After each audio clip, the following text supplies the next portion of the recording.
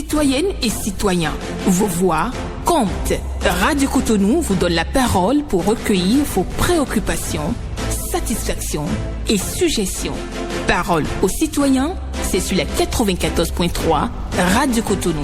Parole aux citoyens, rejoignez-nous du lundi au vendredi de 9h à 9h30 en composant les numéros 40 11 17 18 ou 50 52 52 73. Radio Cotonou, la voix des Cotonois.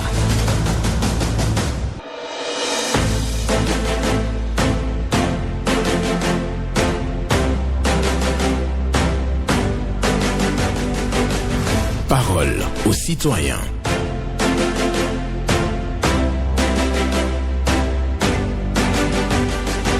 Parole aux citoyens. Honoré Naoum.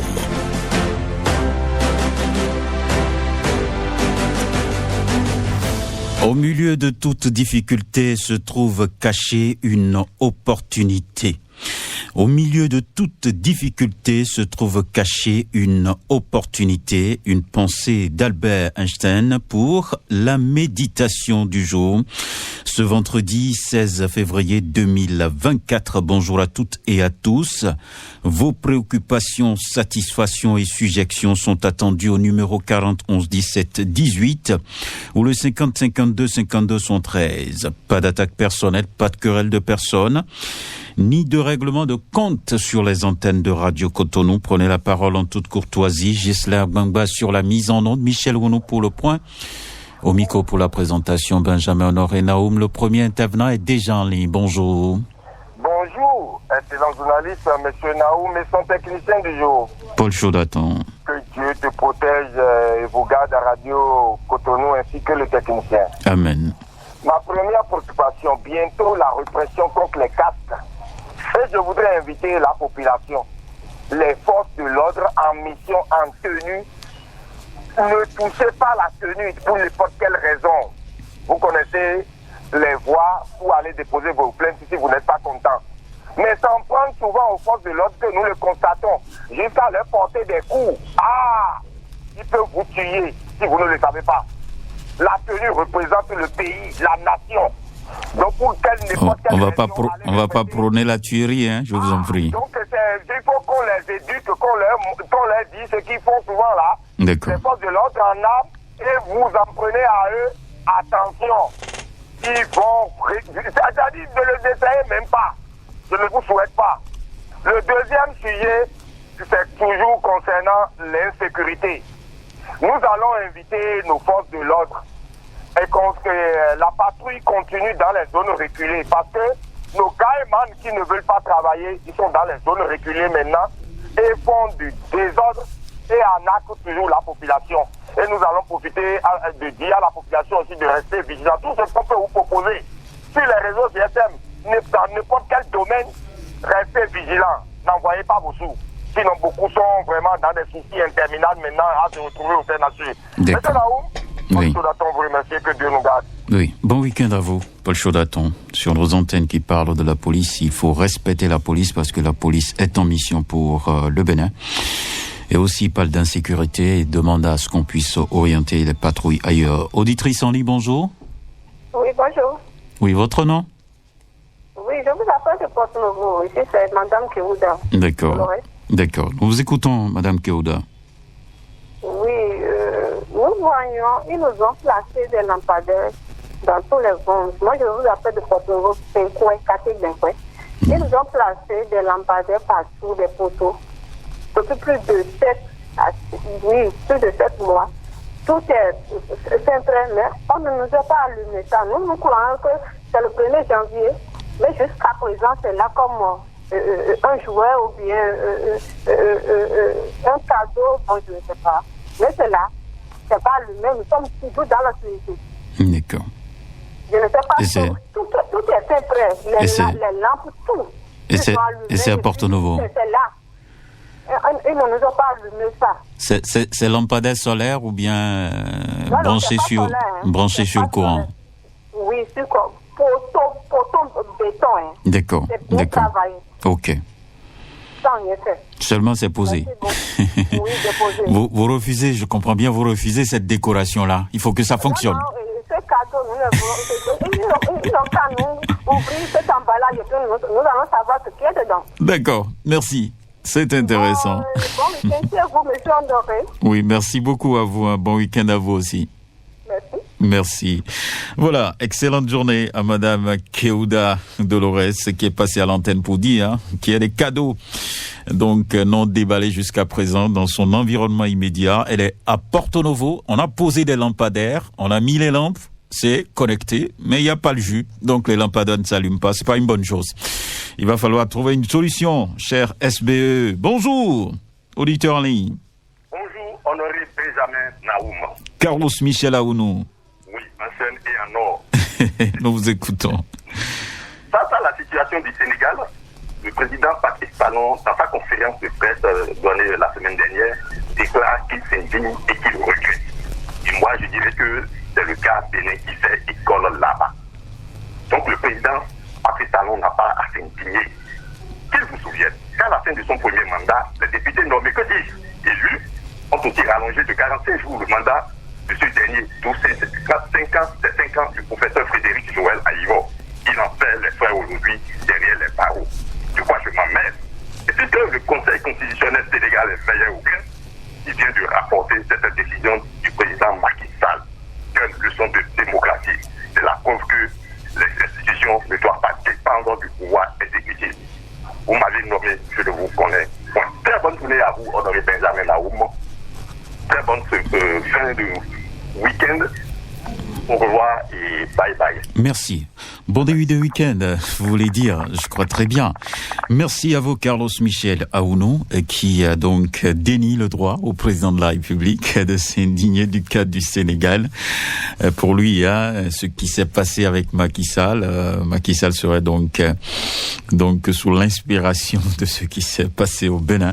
Et donc, pour lui, il dénie le droit au président de la République de s'indigner. En tout cas, il salue la décision du Conseil constitutionnel au Sénégal qui a dit non à Macky Sall, le fait de décider de prolonger donc le mandat. On va poursuivre avec un autre intervenant. Bonjour. Bonjour, cher ami. Votre nom? C'est Jean Saboura. Et nous vous écoutons. Merci beaucoup. C'est à propos de, je présume, plan d'assassinat de certains responsables des démocrates là.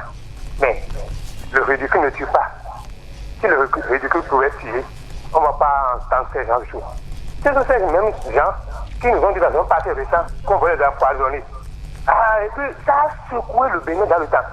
Mais ils reviennent encore maintenant pour dire, mais le Bénin là, c'est pourquoi ils rapportent tout à eux seuls. Et puis 1 an, 2 ans, 3 ans, ils amènent quelque chose. Non! Nous sommes pratiquement à la fin de l'année scolaire. Vous avez des milliers de diplômes vont sortir. Pourquoi ils ne vont pas exiger du gouvernement en place un quota pour ceux qui sortent pour trouver d'emploi? Et eux, du maintenant, ils ne pouvaient pas en être tout le monde parce que les enfants n'ont jamais travaillé quelque part, mais ils roulent dans de belles voitures. Donc ils pensent que c'est comme ça. Ce n'est pas bien. Ils n'ont qu'à laisser la République en paix. On a des choses plus sérieuses que des choses de ces choses-là. Mais nous ne sommes pas, même en Russie, les opposants ne sont pas tués comme ça. Et on amuse la calorie, on dit des choses comme ça. Non, c'est révoltant à la limite. Il faut que cela cesse, quoi. Le Bénin, là, ça nous touche. Oui. Je vous remercie, bon week-end à vous. Cette manière de banaliser la préoccupation des autres. Merci beaucoup à vous quand même, Jean Sabouran, qui est passé à l'antenne, qui dit non, mais dis donc. Au niveau des démocrates, on doit cesser donc de vendre donc cette idée de prétendu plan d'assassinat de leader de LD. Jean Sabouran dit que non, que la préoccupation du peuple est ailleurs. Bon, il vaut mieux exiger des choses beaucoup plus concrètes au gouvernement. C'est bien entendu le message envoyé par Jean Sabouran au leader du parti Les Démocrates. Nous poursuivons sur Radio Cotonou 94.3, on va prendre notre intervenant en ligne dans quelques secondes. Quelqu'un déjà au standard avec Ghislain Abongba. On va le recevoir pour la suite de cette émission Parole aux citoyens. Auditeur en ligne, bonjour. Oui, bonjour, honoré Naoum. Lucien Yonou. Honoré Naoum. Qu'est-ce qui vous fait rire? La fois passée, le débat était riche.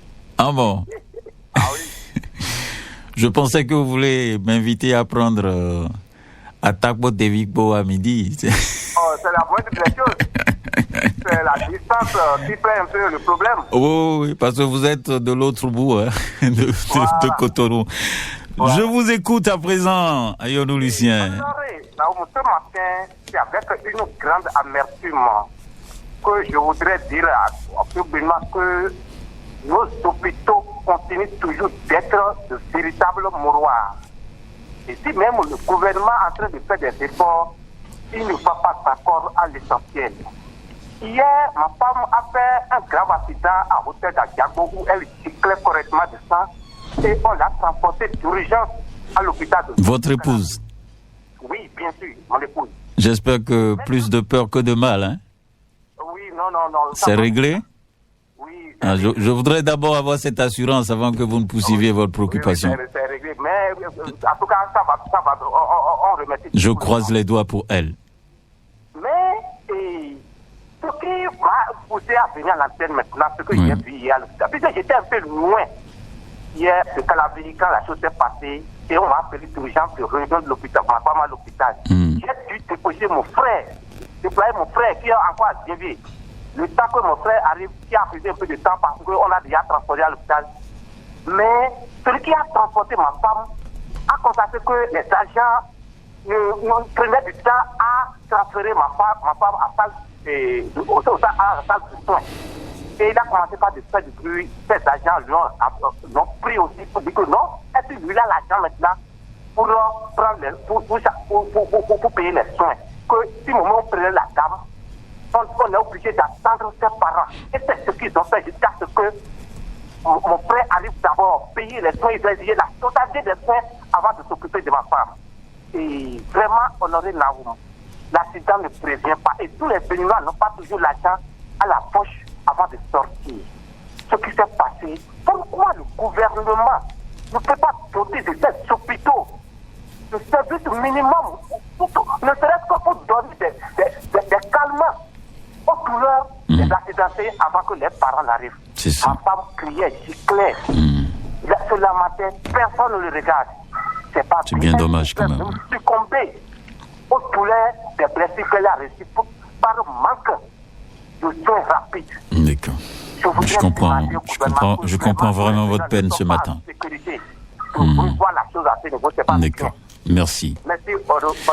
Merci à vous. Courage à votre épouse et à vous-même. Oui, le message est clair. Lucien Ayonou vient ce matin déplorer un fait.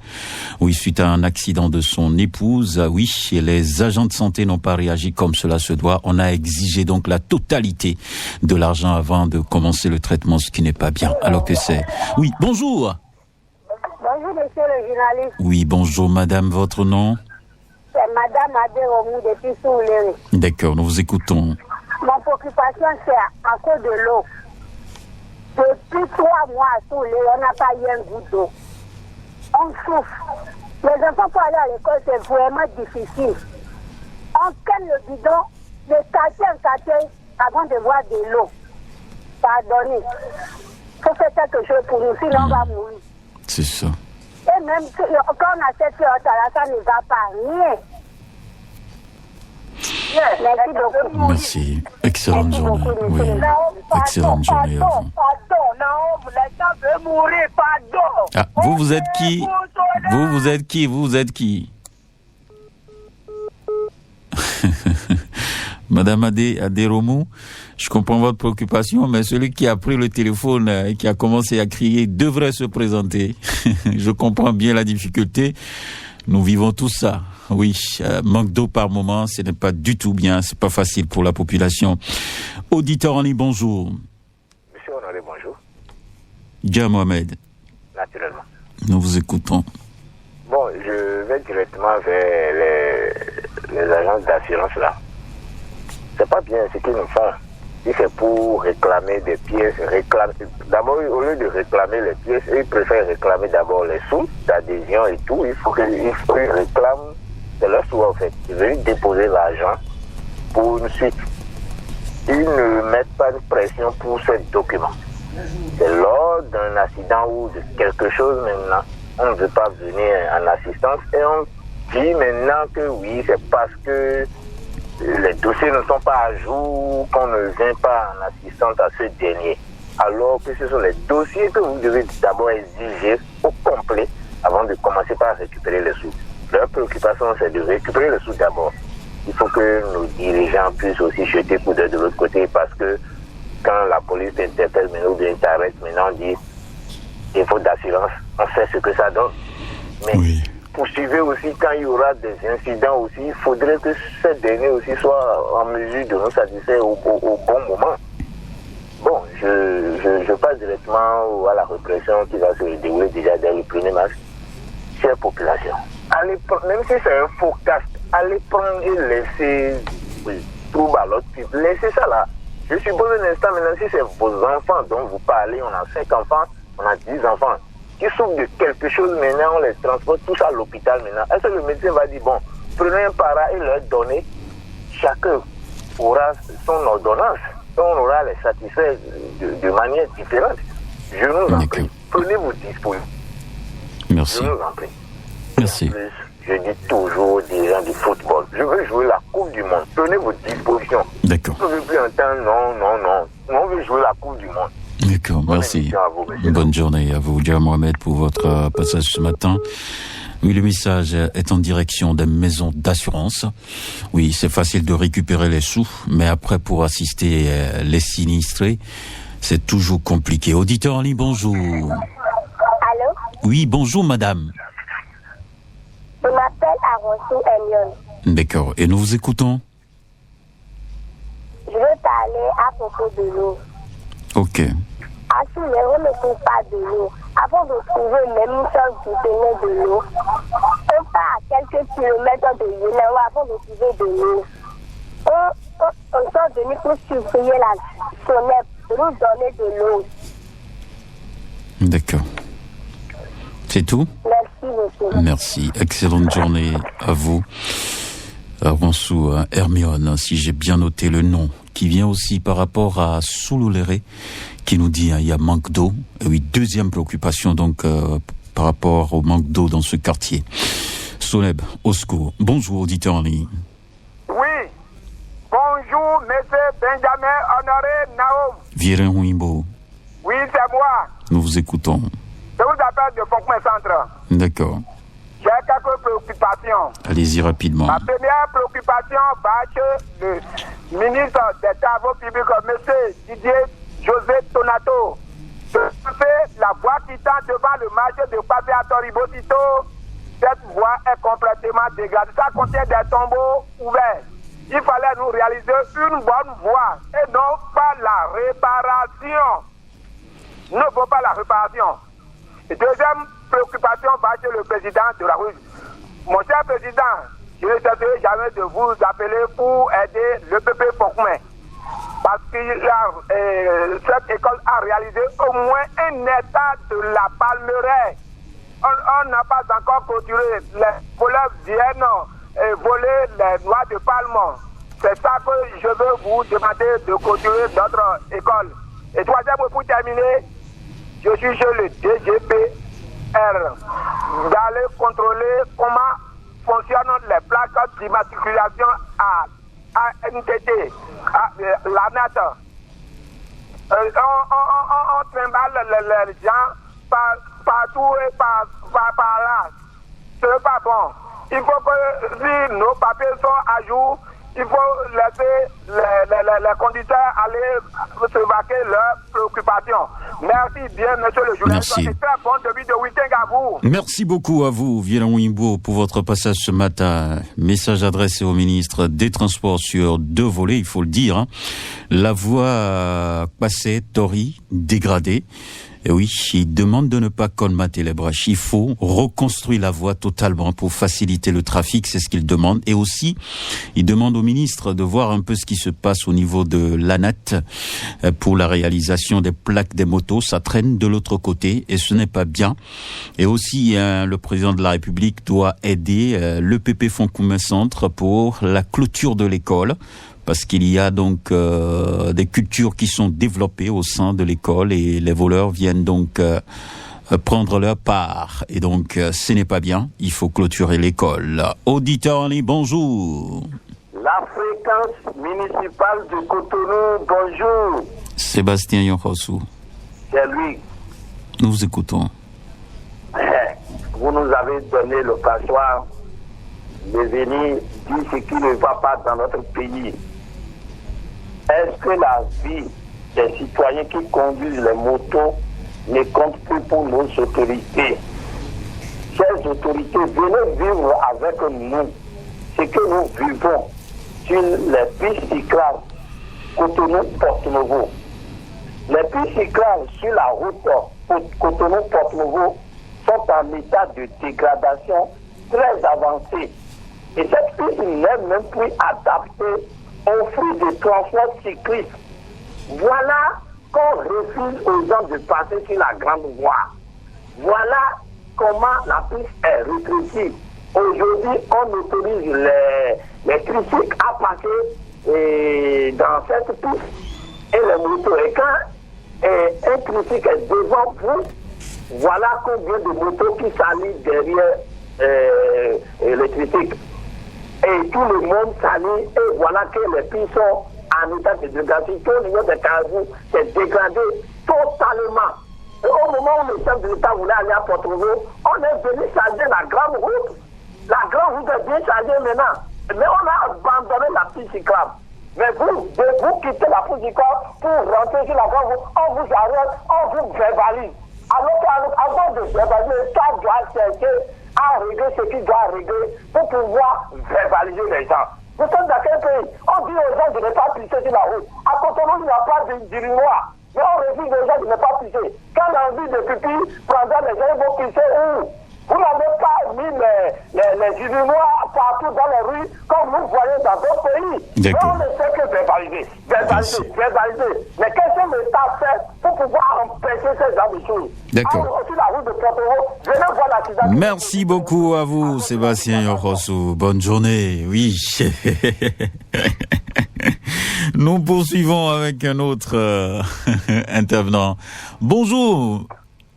Allô, oui, bonjour, monsieur. Bonjour, madame Laura Tinobé. Oui, c'est bien moi. Nous vous écoutons. Monsieur Nizamé, il y a quelque chose que je ne comprends pas. Le port de casque là, c'est pour les piétons, les dit ça. Ou bien c'est pour ceux qui conduisent. En tout cas, celui qui est sur moto doit porter un casque. Pour sa sécurité, c'est la première chose à retenir. Oui, mais c'est aussi simple que ça. Hein? Quand on parle de bonnes dames de Tatopa, les bonnes dames de Tatopa là, non. Elles vont marcher avec un famille dans lequel on met les bols de l'eau et de l'habit. Mais si elles veulent, elles vont trouver une place à ce casque. Si tout le monde décidait de cotiser 5, ne serait-ce que 25 francs par jour, mais tout le monde aura son casque plus tôt. Je me rappelle bien, en 2022, l'ambassadeur du Maroc, en collaboration avec le CNSR, a eu à distribuer des casques dans ce pays. Donc, si toi, tu n'as pas eu la chance d'en avoir, mais tu prends ta disposition, tu prends un casque. Et sur les motos même, quand ça vient là, c'est 2 casques qu'on met là-dessus. Et on met une étiquette sur les réservoirs. Et l'étiquette, c'est écrit là-dessus que celui qui veut utiliser cette moto doit forcément porter un casque avec celui qui l'a remorqué.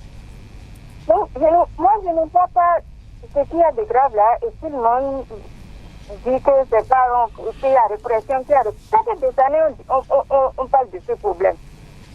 Non, que la police passe à l'acte.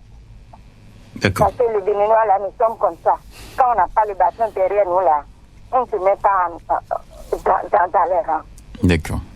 Merci. Merci beaucoup à vous, monsieur. Excellente journée à vous, Laura Tinobé, qui vient à l'antenne pour saluer donc la décision des autorités d'obliger les motocyclistes, que ce soit donc le conducteur ou le passager, à porter son casque. Auditeur, on dit bonjour. Honoré Benjamin Naoum, bonjour à vous. Mathieu, rend ton nom. Affirmatif. Comment allez-vous? Ça va bien. Nous Merci, vous écoutons. Dieu est grand. moi je suis béninois, mais je ne suis pas comme ça. Je ne suis pas comme ça. Honoré Benjamin Naou, il faut que nos autorités puissent choisir ou décider de faire la part des choses. Je prends la route, le tronçon Cotonou-Porto Novo. Lorsque nous avions crié partout, sans merci, et quand le chef de l'État allait à Porto Novo, ils se sont précipités et ont fermé les trous au niveau de sur la grande voie. Mais le petit cyclable, mais c'est à croire que c'est les motocyclistes qui ont péché contre ce pays. Non. Maintenant là, nous avons continué par dire les mots qu'il faut. Sinon, ça sort de l'ordinaire. Nous sommes tous des Béninois. Alors, le ministre des Travaux publics ou son directeur n'a qu'à faire un tour à moto pour emprunter ces petits cyclables-là. Deuxième préoccupation, Honoré. Et c'est le groupe de presse La Gazette du Golfe que je voudrais implorer l'indulgence du chef suprême de la magistrature, M. le président Patrice Talon. Il est le père de tous les Béninois. À voir ce qui est en train de planer à l'horizon pour ces travailleurs, ce n'est pas bien.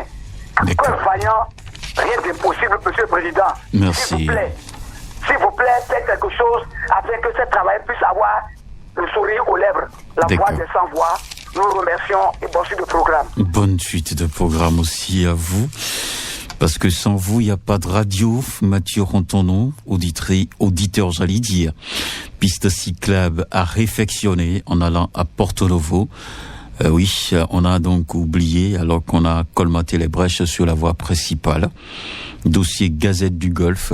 Le président de la République doit pouvoir intervenir. C'est le message. Bonjour, auditeur en ligne. Oui, le doyen et Benjamin Naoum, bonjour. Ah bon, je suis votre doyen déjà? Ah, vraiment, ce que vous faites pour la nation, ce n'est pas facile. Hein. Votre nom? C'est votre ami Paul Mpati. Je vous appelle depuis Akwa-Kogo. Nous vous écoutons. Ok, je vais faire vous déplacer, ou bien si vous voulez venir chez moi pour constater ce que je vais dénoncer là. Ça va faire la joie pour nous, les populations de Kogo. Mes frais de transport là, ça coûte très cher. Hein? Ah, pas de problème. Même si à 20 000, on va payer. Ah, donc vous pensez que c'est une affaire de 20 000. C'est pas 20 000, hein? Ah, c'est plus. Il faut multiplier ça par N. Je vous laisse, je vous écoute maintenant. Non, vu que ça, c'est la mère qui va arranger ça là. Nous vous écoutons. Ok, et ce que je vais dire ce matin, je vais inviter les gens qui travaillent à la mairie, surtout les écoles, la personne qui construit une autre école, je vais inviter pour venir à Kowebo, école cours primaire à Wassa, le procureur qui est au bord du pavé là, vraiment, il est à côté depuis. Ça lui a fait 3 mois de passer maintenant. Et je constate la chose. Donc, je voudrais qu'il n'a qu'à venir voir. Il n'a pas venir réparer ça avant que ça crée beaucoup de choses. Deuxième préoccupation, c'est affaire de cartes et plaques pour les policiers. Il n'a qu'à dire qu'il n'a qu'à faire et doucement avec nous les populations. L'argent ne circule pas, hein, mon frère du sang. Ce que nous dit, c'est la vérité. Pour manger dans ta maison, même, c'est pas facile. C'est tout ce que je veux dire à ces autorités de notre pays. D'accord. C'est tout ce que je veux dire ce matin. Merci. Merci beaucoup à vous, Paul Mpati, qui est venu à l'antenne pour parler de l'école Kowebo. La clôture a des soucis. Il va falloir donc réparer cette clôture-là. C'est ce que demande Paul Mpati. Et aussi pour le contrôle de casque, ce qui est annoncé. Lui pense qu'il faut gérer mollo parce que c'est un peu dur à la maison et donc il faut compter avec le social. Merci à chacun et à tous, c'est tout pour aujourd'hui et nous allons vous retrouver la semaine prochaine pour un autre numéro, bien entendu sur Radio Cotonou, Parole aux citoyens. Ce sera donc lundi à 9h. Pour l'instant, portez-vous bien, bon week-end à vous et que l'Éternel nous garde.